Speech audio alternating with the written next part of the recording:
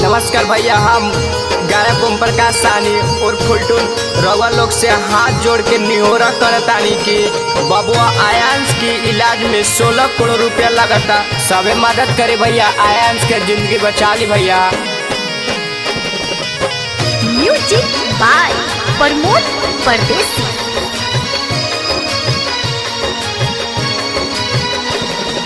जोड़ी के हथवा करेली गुहार,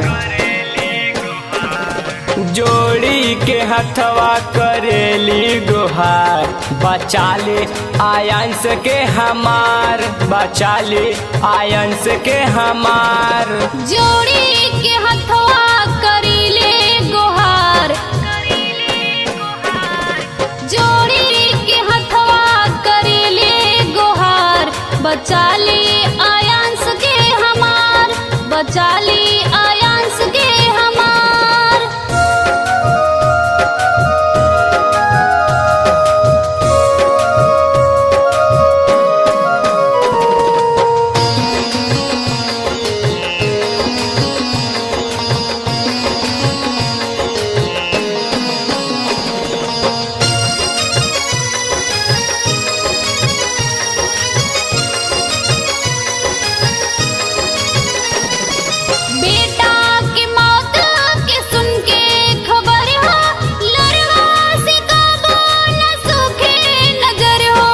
गम के पहाड़ तो टूटल ह भारी, केहू के ऐसा न लागे बीमारी। देख मम्मी पापा रोवे जारो जार,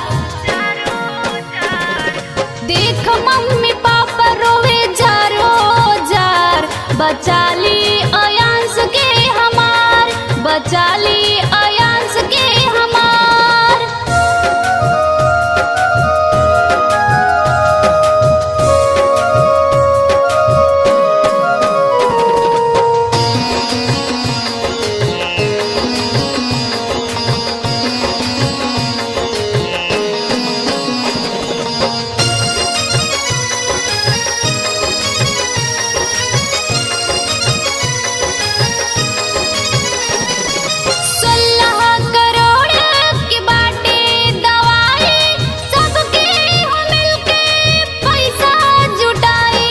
चाही तो लोग बचा ली ही जान हो, जिंदगी भर सबका के रही ऐसा न हो।